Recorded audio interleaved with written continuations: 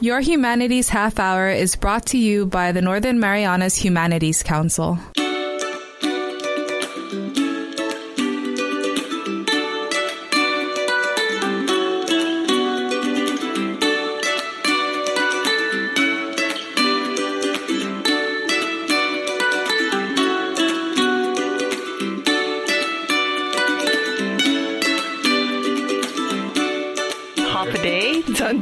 Welcome to Your Humanities Half Hour. I'm Catherine Perry, and Valentine's Day is coming up, and as usual, it's always a pleasure to find a longtime married couple here in the islands who are willing to share their adventure with us. And it's my pleasure to have in studio today my friends Bob and Marta Coldeen. Welcome, guys. Thank you for inviting us. Thank you for inviting us. Well, thank you for agreeing to share a bit of your life with us.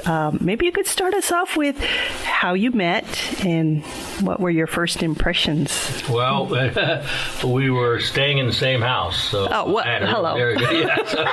Well, in the Peace Corps, they assigned me to a house where all the girls are staying. So that's how that happened. That's the end of the story. Right there. All right. The beginning of the story. That was the beginning of the end. Yeah, the beginning of the end for all of it. Yeah. Marta, what did you think when this young man showed up at your house? This was in the Marshalls, correct? No, in Chuuk. In Chuuk. Oh, yeah, okay. I stay with my family. My dad's side, the Irons and the Murray. I grew up with Marsa Chuuk. Ah, okay, in Chuuk. Uncle. Yeah. Okay. Different, So what did you think when this guy showed up at your house? This guy, I was with my friend, singer lady, and they want me to write some Muslim words with the Chuuk and English. And we wrote it, and we went, to the radio station. We do our microphone first, sing, and then record. Yeah. And this guy, him and Daniel, our friend, like a brother to us. Dan Nielsen, the late Dan Nielsen. But the guy in charge of the radio station, he was telling us, hey group, when you guys finish, just close the door, don't lock it, because the two American guys came. And, Figured out a little chronology challenge here. We didn't get the radio show Mom until after we'd been there for a year. We'd already been there. What did you think the first time you saw him? I don't know. He's a handsome guy. That's why. Okay, that's what we wanted to hear. All right.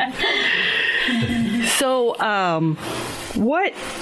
how is it that you kind of got together, or what was it that kind of made you like each other? Well, she was kind of taking care of me, taking care of the meals and laundry, and just kind of just generally being helping me out, caregiving. Very nice, friendly, easygoing, low drama, just very nice, peaceful.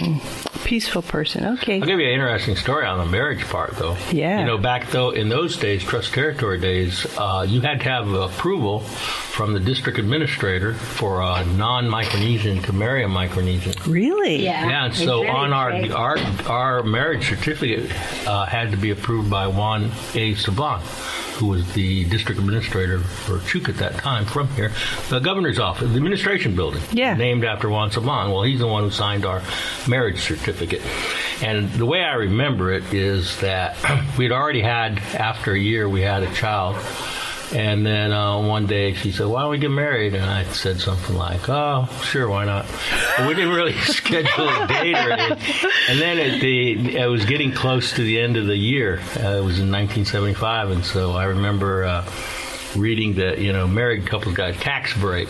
So I thought, well, if you get married any day in the year, that the tax break was good for the whole year. So we got December 30th. Marta, let's go get married today. What? So we went down to the courthouse and we got married on they were closed on December 31st. So we got married on the last day, 1975, for tax purposes. Wow. And how did your family take to Bob? Well, this, one day he came to us and I told him, how my chronicles are really trick. You can't just go out like U.S. They have boyfriend and girlfriend. I told him, don't come to that. And then here I am. He came and said, Marta, here. I said, oh my gosh, my uncle. And then the movie, you want us to go watch the movie. He owned by one of our family, Martha, mom, brother, our uncle. And I told him, you go in, and then they was telling, what? And I said, not now, but we end up, There's no dating. There's no dating. Everything is on the slide. Oh, I thought you were going to say everything had to be approved, but no, you guys were on the slide. Yeah, it's supposed to be approved, but never gets approved. So what it is, it ends up being on the slide. So to follow up on the marriage thing, so after we got married in court, no family was there or anything. Wow. So did you get in trouble? No, okay. Later on, the next year, well, there was another reason that I have to admit that had a part of it. I was staying in a small apartment, but if I got married and had a child, then I would qualify for a 3-bedroom house with a yard. And I really wanted. So practical, this guy. I wanted a lawn. Where's the romance? So I wanted a barbecue in the backyard, So by getting married, we were able to move from an apartment to a 3-bedroom house with a yard. So, but that wasn't enough for her. So later on, she complained. She said, I want to get married in the church. Oh. So we got married in St. Cecilia, where Agnes McPeters used to be, and we had to take, at that time, you have to take a class if a Catholic marries a non-Catholic. So I Protestant, Catholic. Mixed marriage, they call it. And then so we had to take a class, or I had to take a class, and from this old priest, old guy, Father Hoke, who'd been out, I think, Philippines in the war. He'd been in the islands in the 40s and 50s. The guy's incredible stories. But he was old. He was getting old. Yeah. And after a while, he was going around in circles, repeating himself. So finally, it was on Saturday morning. So I said, Father, I understand everything you're saying, but I'm the most reliable person you've ever met. So you don't have to worry about me. And I'd like to get married right now. So I stopped going to classes every Saturday morning. He said, oh, okay. Well, to get married, you have to have a white shirt. I said, oh, I don't have a white shirt. My shirt was kind of pale yellow. Okay. And he had a white shirt on. I says, okay, well, let's just change shirts. So he took this is an 80-year-old guy. So he takes off his shirt. Oh, my God. I take off my shirt. So we change shirts. And then he goes, well, we have to have a witness. Well, it's one of those rainy Saturday mornings. Nobody's out. Everybody's at home relaxing. And it's hard to contact people. Not everybody has a phone. The phones don't always work, And so her family wasn't around. I thought, well, I'll just go outside and get somebody. I go outside. There's nobody around. There's nobody there. So I was able to get a hold of one friend. And he had a scooter. So he drove a scooter in the rain, and he came out. And so that he could be a witness to it. And then after the ceremony was over, then the priest and the nun there goes, well, I guess we should have some kind of celebration. So they broke out some cinnamon rolls. So after the ceremony, we had coffee and cinnamon rolls for our I don't know, what do you call it, honeymoon breakfast or lunch or what? I don't know. So that's how. So we got married the second time. And then it felt real for her. So. Yeah, because, Sister Rusra, he was in Duke, and, my family always do the prayer, and I grew up in the mission. He said, God, you have to get married in church. Mm-hmm. That's what I give them. Say, you come to Saigon, you look for me. Bring your kids, come to me. And I come, I'm glad. When we moved to Rhoda, then we came here, I said, I want to see this. I bring the kid, and he crying, hold my kid. Thank you, God. God bless you. I just want to see you before I go on, because I'm getting older. And I told you reach up and bring the kids to me. And we pray, and that's what. And after, I think we enrolled, I don't know, she passed away. Later on, I find out. So we got married twice, but we never celebrated anniversary. I'm not real big on ceremony. She's not either, but it's more the day-to-day things that are important to us. So we never celebrated our anniversary. We didn't even know, really. I knew the December 30th, but even today we're not sure. I'd have to go back and look up the church one. We have a piece of paper. But so we never celebrated. This was 1975, December 30th. So we celebrated we were in Tokyo on December 30th, and so we celebrated our anniversary for the first time.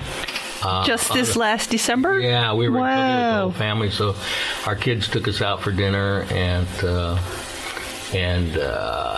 47th anniversary was the first time we celebrated it. Wow, that's incredible. Yeah. So how many kids do you have? We have 2 now. Okay. One for Marta. Yeah, we have 2 now. Yeah. What was it like adjusting, or was it difficult adjusting to somebody from another culture? And was there anything that really bothered you or surprised you? No. No, Micronesian really strict, but my family, when, I have to, before I left, I have to go because I don't invite anybody for our waiting because the priest just say, you just go in and we bless because he told the priest. Yeah. And I said, oh my gosh, my uncle, maybe my dad's side, they're going to be kind of disappointed. We're not a bunch of deep thinkers, so we just kind of go with the flow. It's day to day. And really. my mom said, before you left Rhoda, you call to my brother and you ask him to give you blessing. Because in our culture, you have to show respect and explain everything that the priest agree with, bless you guys, while you still going to, him for get to the religion thing, Mm-hmm. And I went and he turned his back. I have to, Uncle, I'm leaving. I need your blessing. And my auntie, the wife from Turkey, said, you here? Only keep her blessing because, the Micronesian thing is really strong. And then we cry and hug him.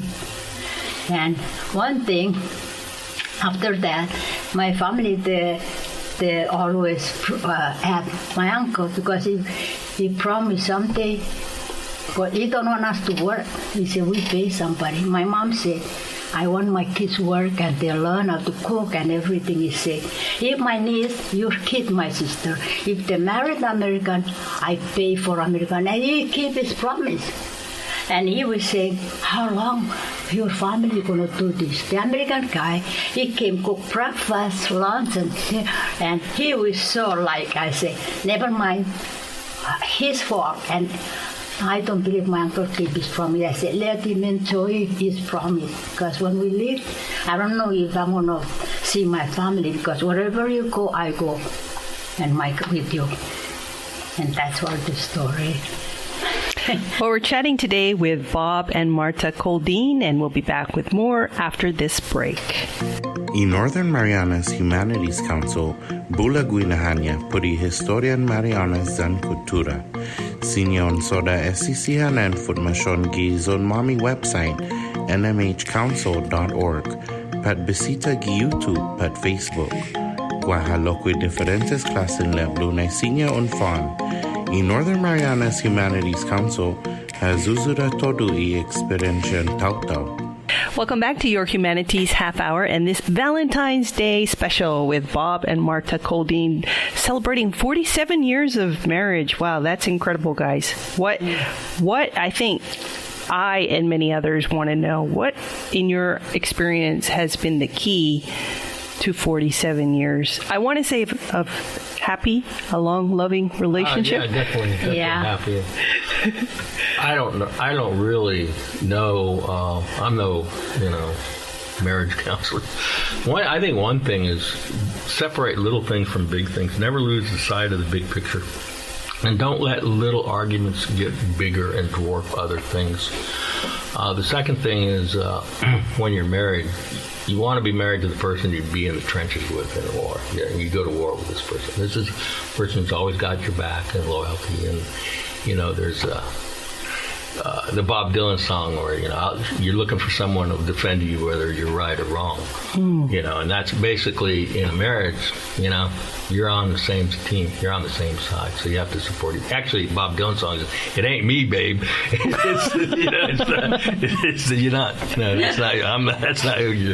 I'm not who you're looking for. But that's the opposite of that. So I think, when you're into that, you got to make that commitment and not let the little things overwhelm the big picture. picture. And for us, it was, family first, taking care of our kids. We wanted to raise a good family. So anytime there was a challenge, sometimes, like, well, you shouldn't let your daughter go out, stuff like that. Those are philosophical differences of, liberal, conservative, and how you can raise children, philosophy of raising children and everything. But for the most part, for the two of us, we really haven't gone through a lot of the difficulties that I think a lot of other couples go through. What is the biggest challenge you have, as you said, you want somebody who has your back when you're in the trenches, What's the biggest challenge you guys have overcome together? Well, I think we just blessed from the Lord above because, it's hard to take care when, the culture is different, my culture from him. And the father he was telling him, don't marry my Christian. But, we had one kid that time. And losing two kids is the biggest challenge that we've ever had. Going through that. And I was losing two children within a 3-year time frame. And those are really, when I look back, that'll really test you. That'll really that'll fry your brain cells. It changes things. It changes dynamics on how you think about things, how you react about things. And so you're depressed, you're sad, you're confused. So there's a lot of mental anguish that goes on when you lose a child. And so both people are experiencing that at the same time, and maybe they're experiencing it in different ways. So it also adds a source of can be a problem, can be difficult. It's difficult. It's very difficult. I'm trying to adjust to that. Two different people adjusting to tragedy. What would you say you appreciate most or you love most about Marta? Oh, well, for loyalty, commitment, and actually hard work, working in the yard. I can't keep up, Like, let's go in. It's on. That's it. I think that's enough. She just keeps on working. She doesn't quit, like water blasting. She water blast. Oh, water blasting's fun. It can be addictive. Put the hose down. The reason I told him, I said, my uncle father is Japanese, and they come to Chuuk, we are family. My family speaks Japanese, I understand a little bit, and Kaminanga-san will say, kid, come here, grandpa have to tell you guys something. I say, okay, say what? He say, when you're getting older, you keep moving, you do things. You don't just sleep, it's not healthy. You have to be kinky, that means you have to be active. And I said, okay. And I told him, I said, I'm 70-something, but look at me. I'm still working outside. I follow what they told me to do. Yeah. What is it you love most about Bob? He's a good guy and, support our family and, we get along. I thought it's because I was funny, no? Yeah, and... Well, it's not because you're handsome. No, really, people like him, Yeah, and definitely. It's funny because, lots of people, one of my friends say, hey, you're lucky to get the handsome guy. I say, I think I just blessed from Lord. Because, my Christian, sometimes they arrange marriage you don't want, you have to do, and I say, I don't want to marry. Well, I'd rather be funny than handsome, I'll tell you that. But that's what I say, we've been blessed. Yeah. God gave us all the blessing. And if I don't know the Lord, I be honest, and grew up with the mission, maybe I lost my mind. Lost kids is different from when you lost your parent. You sad, but it's not. But like you carry a child for 19 months, like it's a trip off your heart. But I pray hard. I really struggling, and I asked the Lord, you have to help me because I don't know how to deal with this. But finally, I keep struggling with the, prayer, how I'm going to, and sometimes I forgot that I have a little kid to watch over my grand, and then I pray, and then that's how I come back to, let it go. What do you think it was that allowed you guys to draw closer together through that? Something that, often splits couples apart. It does. I can see how it does, because it's different reactions to the same event, different ways of coping with it,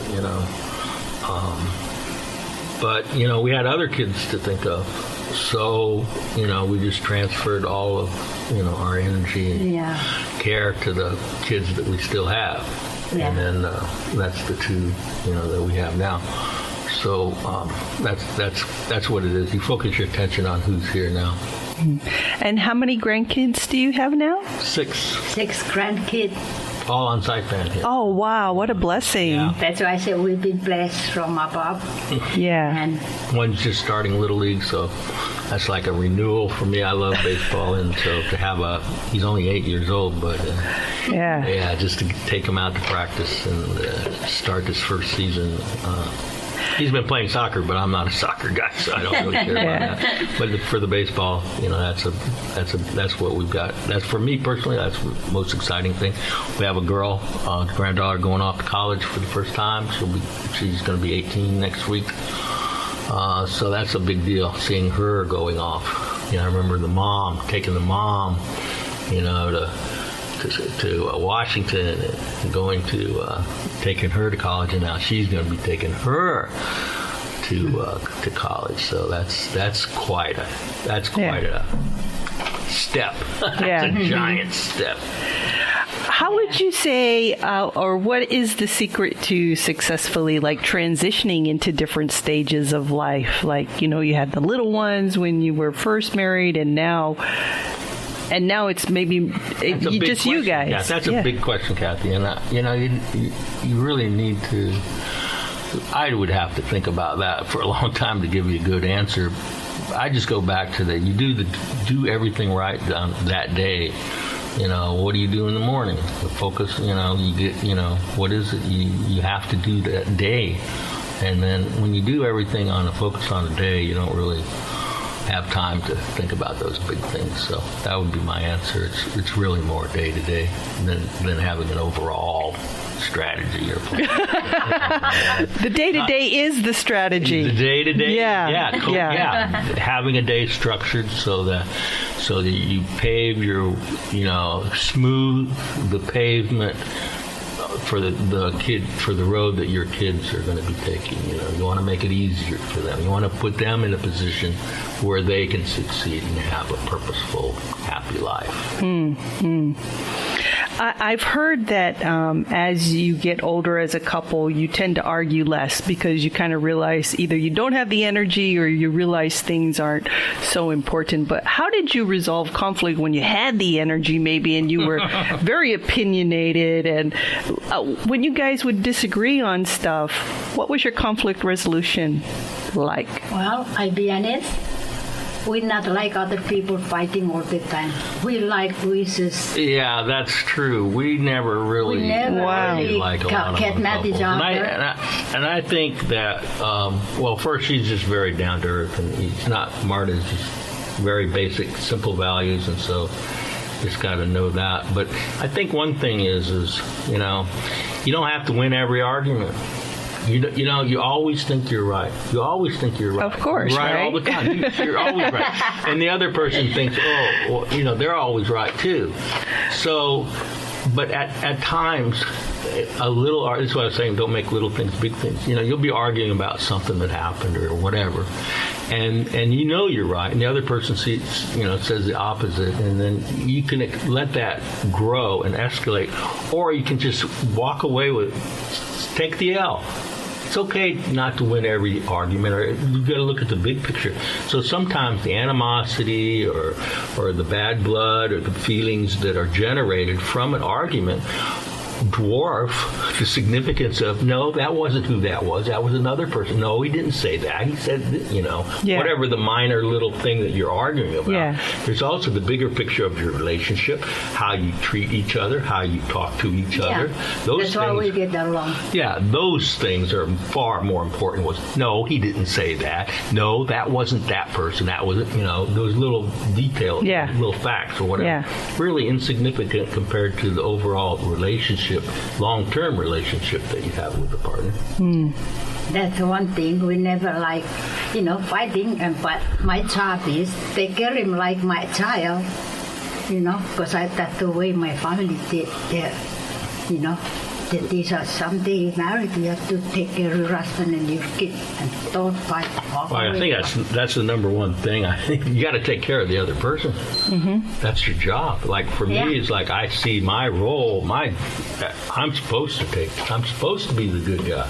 I'm supposed to do the right things. I'm supposed to be considerate. So I have a consciousness there, a conscience.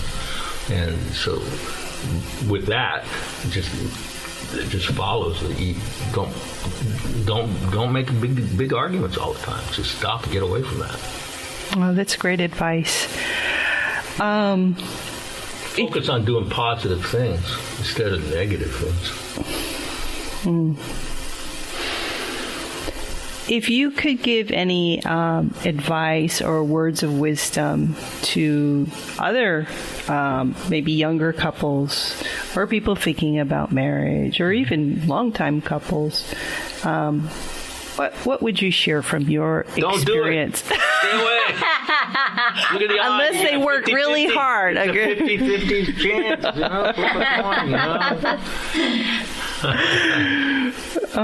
Well, there's forced marriages, like in India. They have, the success rate of those things are actually higher than So there's something arranged marriages. That's what my lower divorce rate in there, and it's because of the expectations, I think.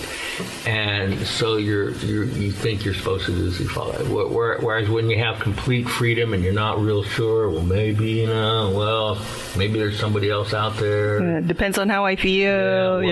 Today I'm not so sure. So sometimes when you're already in and you're fully committed, and this is the way it's going to be, you adapt, you adjust, and you accept it. But when you have so much freedom, then you have that doubt. Well, maybe I'm better off being alone. Maybe I'm better off with that other person. Maybe I'm better off alone. Those are the things that you think about. Marta, what would you share to other couples? Only thing I can tell them, I say, you have to take care of each other like my own. I talk to my son, I say, boy, even you growing up older, you take care of your wife and you're my friend. And I say, if you pull around and you're married, I always know what happened. Because I see things before it happened. And I told him I want to write what I go through. I see, one day we were talking and we said, I look out, I saw my nephew on Guam dying. And he came and said bye. And I said, oh. That's why I say it's important, learn how to get along. That's the way you want to keep you married. Then don't fight for little things. Like I say, we've been blessed because, I take care of him, he take care of me, but we sleep. I always get up, make coffee, I even make him homemade pancake or waffle. Yeah, that's my job. But some people though are more likable than others, Yeah. That's the way it is. Yeah. You enjoy being around some people more than others. That's why I say you want to keep you married. You want to if you're going to be married, so make sure you get along. That's the problem. You get along with married young people. That's the number one thing. They don't get along. Us, we did. Because I think I've been blessed because father before he left he said, child, you take care of your husband, take care of your kids. Everybody's looking for that spark, Yeah. But sometimes it doesn't have to be a real spark. It can just be slow. The embers. The glowing embers. Yeah. Guys, thank you for sharing today, and also thank you for the example you give us, and really for just being a wonderful people and a wonderful couple. Oh, thank you. That's why I say only Lord can keep the marriage, because you make your marriage in what you promise, better or worse. And sometimes it gets worse for young people because they don't know how to deal with it. Any final words or any last thoughts? Well, happy Valentine's Day coming up. Hey, happy Valentine's Day. Don't ask me what I'm going to get her. What did I get you last Valentine's Day? Was it a water blaster? Chainsaw. We share that one. I really We don't like do to. Valentine's That's a real Day. Micronesian. Give something practical, useful. Yeah.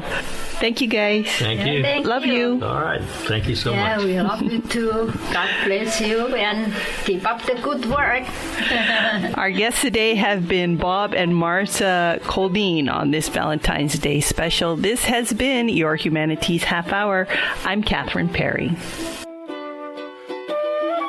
Your Humanities Half Hour is a production of the Northern Marianas Humanities Council, funded in part by the National Endowment for the Humanities. Any views, findings, or recommendations expressed in this program are those of the participants and do not necessarily represent those of the National Endowment for the Humanities or the Northern Marianas Humanities Council.